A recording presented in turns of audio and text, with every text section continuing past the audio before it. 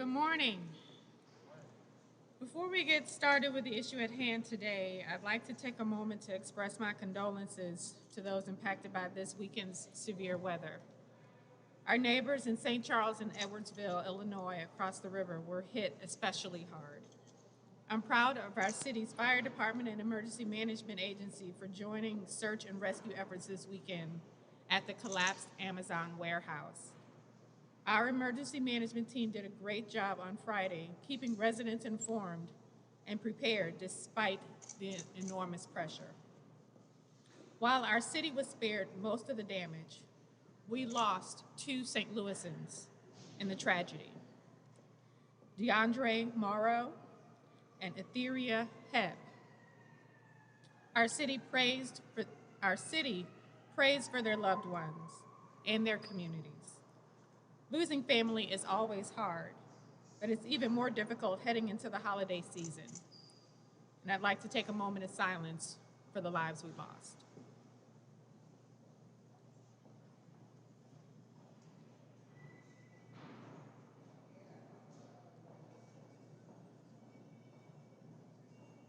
Thank you. Now, I'm honored to be signing an important bill today that repeals outdated and discriminatory codes.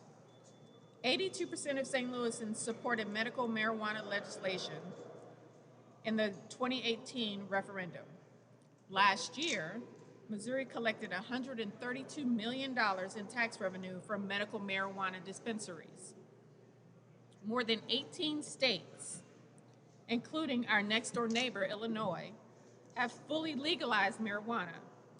Many others have removed penalties for carrying small amounts similar to what we're trying to do here today.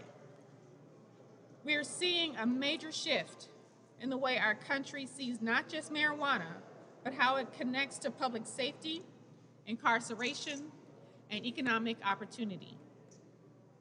I'll be blunt and excuse that one pun.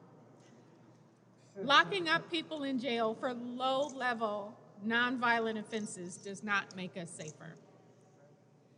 It simply brings more people in contact with our incarceration system, which in turn makes it more likely for them to reoffend in the future. At the same time, enforcing stringent marijuana laws diverts our police resources from addressing the most violent crime. Meanwhile, millionaires make bank selling marijuana while communities of color face the full burden of outdated marijuana laws. In the past 3 years, 82% of individuals arrested in St. Louis for marijuana-related offenses were Black. When we talk about racial justice and equity, it's these kind of changes that will make a huge impact. So as our attitudes around marijuana change, as we look to reimagine public safety in our city, I'm working to make sure that our city laws reflect this new thinking. Board Bill 132 repeals outdated marijuana laws, stops marijuana from being used as a sole probable cause for search and arrest, and authorizes critical changes to city personnel drug policies. This law will reduce racial disparities in our policing, make our city safer, and make St. Louis more competitive in hiring for city positions. It will also help harmonize our city's policies with language in the state constitution. I want to thank Alderman Brett Narayan for being such a fantastic partner on this legislation. My administration appreciates his expertise and his hard work in helping pass this unanimously at the Board of Aldermen. I also want to thank all of the co-sponsors of this legislation who worked to bring it across the finish line. My administration looks forward to continuing to work with the Board of Aldermen around critical public safety issues such as these. Thank you, and now I'd like to bring up Alderman Narayan to say a few words.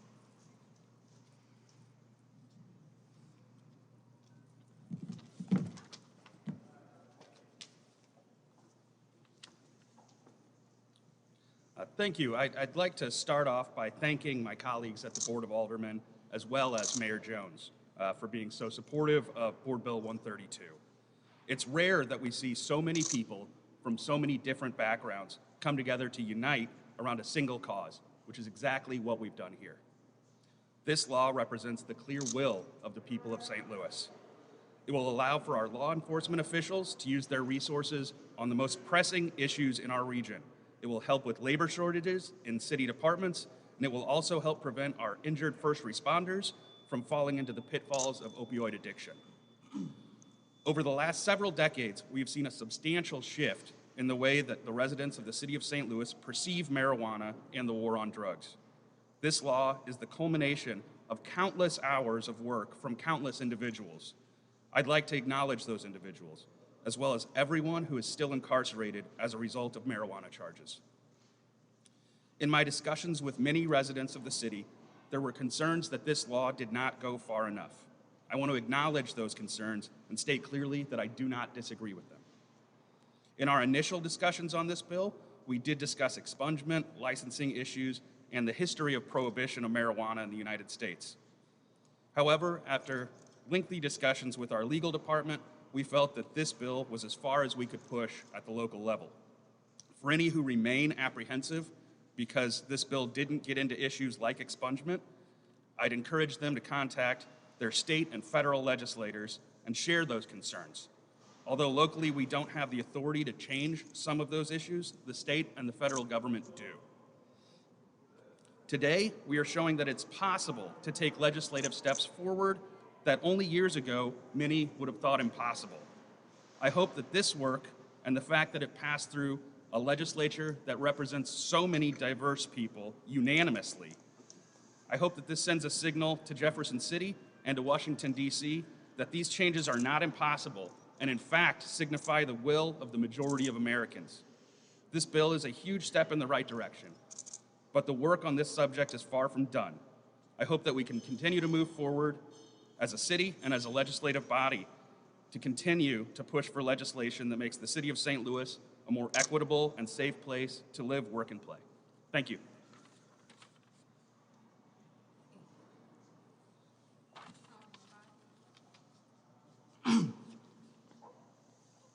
Good morning.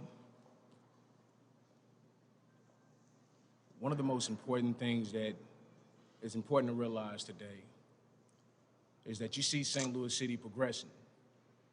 For many, many years, people have said that we're the last state to get things. We're the last state to make changes.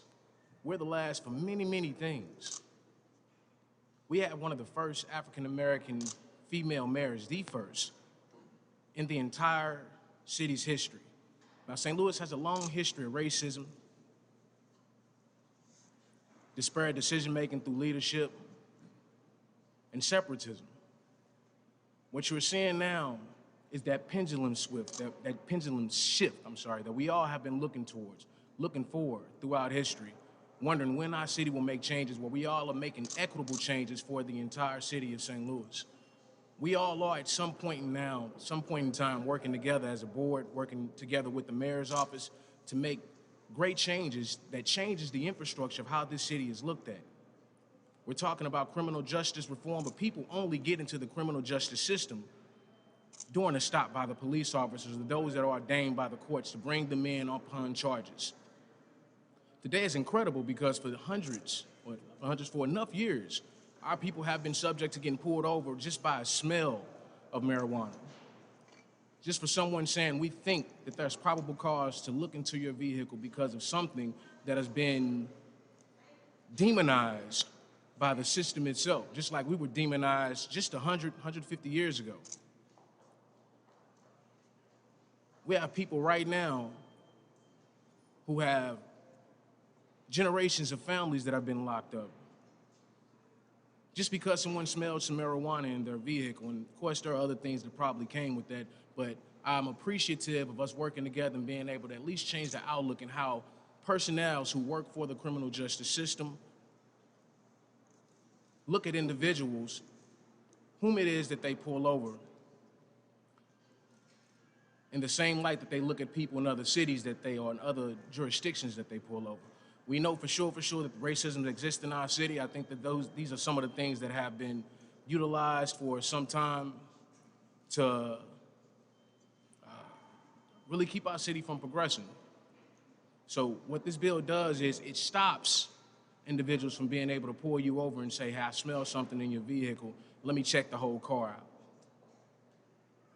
It bridges that gap with the state and the city lines so we can all be on one balanced place.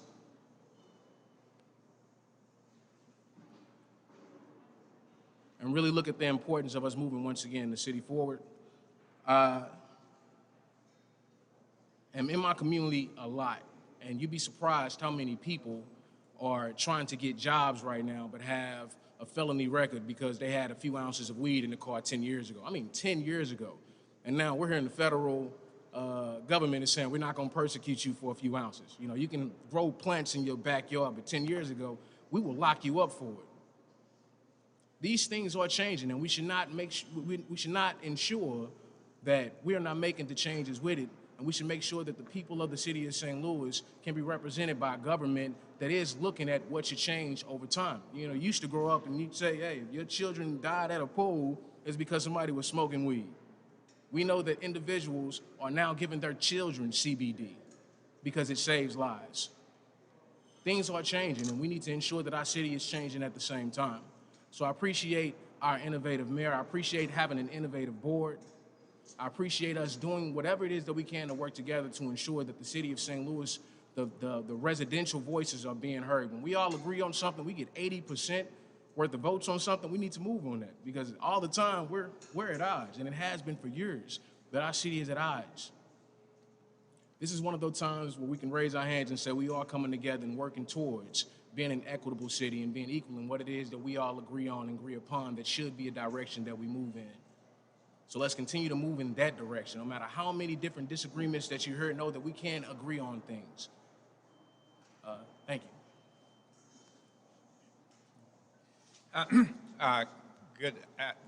Good morning. I want to commend the mayor for taking the criminal legal system in a new direction. We have too much of our city budget is being used for public safety, almost half of it, and it's ineffective.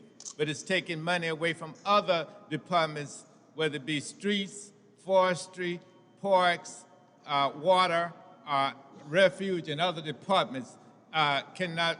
For example, we have the Parks Department has one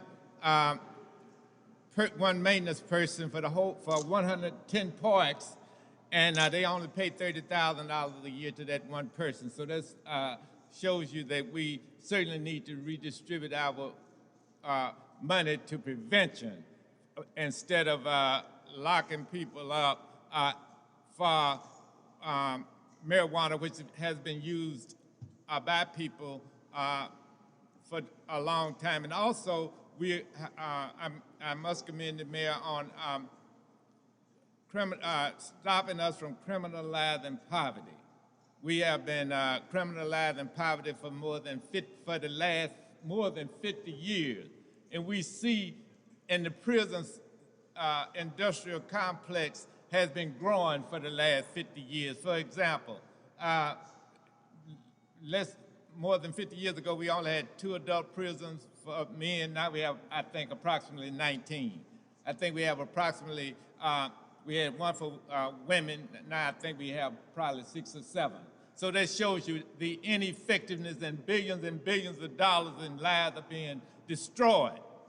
We have people, especially black people, that are in jail right now, away from their families, and poor white people too, that are in jail right now at $30,000 a year. Over there in the criminal legal system, the jail over there, we spend $30,000 a year for prisoners, whereas if we spent $15,000, we could prevent crime, because they only go there when we have a victim. And we know that the person who called the police that had them locked up is a victim.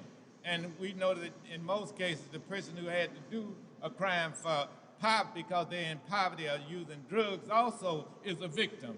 And we have these people over there exposed to COVID-19 who could be on the street, and we would be safer while we are continually using police time to lock those people up, and using judges and other prosecuting attorneys that we are paying salaries to lock those people up. who could be on the street while the automatic budget, I'm spending out of my budget almost a third of money for street humps and street bumps and other things that the police could be, and people are speeding in the neighborhood and dangerous speeders and being irresponsible while we're using the police to do things that could be prevented, easily prevented, and we could have parents at home with their children and guardians, and we could have be saving taxpayers' money, but we are wasting taxpayers' money on things that can be prevented, and we could be a safer city.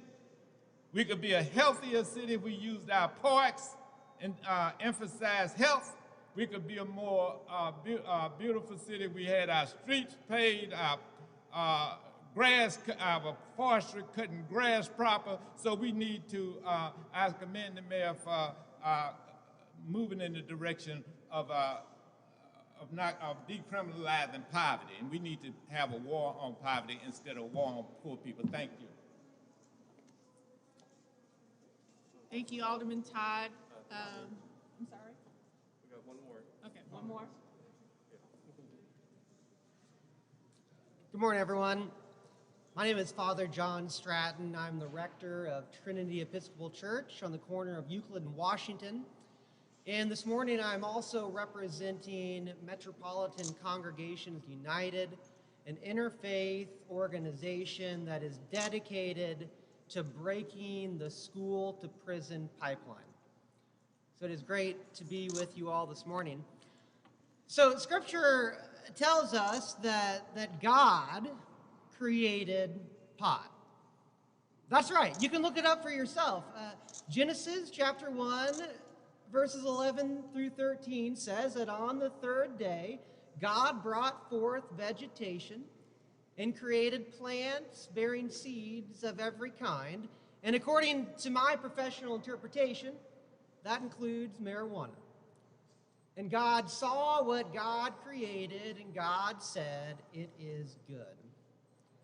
Now, before you go around saying that Father John gave you permission to smoke marijuana, just hear me out for a second. I'm not saying that God necessarily created pot so that we could all get high and unwind on Friday evening. I don't know if that was God's purpose, but I do know this. God did not create pot so that it could be used to criminalize our neighbors. God did not create pot so that it could be used to put black folks in prison. Jesus said that I have come to proclaim release to the captive, not to lock up brothers and sisters and mothers and fathers for low-level offenses that aren't even considered crimes in almost half of the country. God did not create pot so that you could fail a drug test and lose your job. God did not create pot so that it could be used to introduce our children to the criminal justice system or to be used to give authorities an excuse to harass black and brown bodies. That is not the reason. Those are things that we have done. Those are bad laws that we have created. We have used God's creation to criminalize, to demonize, and to stigmatize our neighbors, and that ain't right. That's not good. That is an abuse of God's creation, and that is an abuse of our community. This legislation, on the other hand, does a lot of good things. We've already heard some of them. It makes our city safer and more competitive. It harmonizes our laws with the state constitution. It makes it more efficient to fill important positions, but most importantly, or at least in my view, most importantly, this is a step towards a more beloved community right here in St. Louis. So no matter what you think about smoking marijuana, I think all of us can agree that this legislation does a whole lot of good things. Thank you, and God bless. All right, if we all want to gather over here for the signing.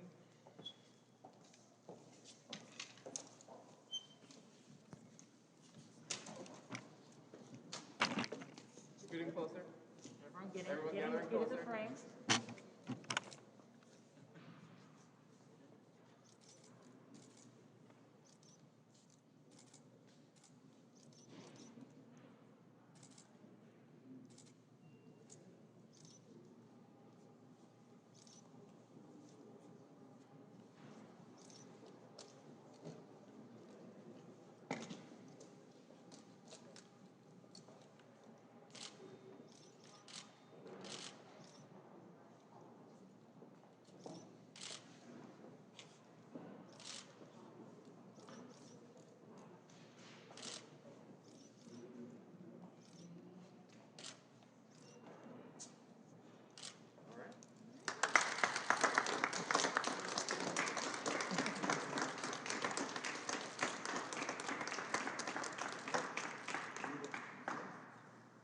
All right. All right. Thank you all very much. And we were cutting close to time, so we don't have time for questions. But if you want to speak to the alderman, I believe you guys may have. Do you have some time to speak or to answer questions on an individual basis? All right.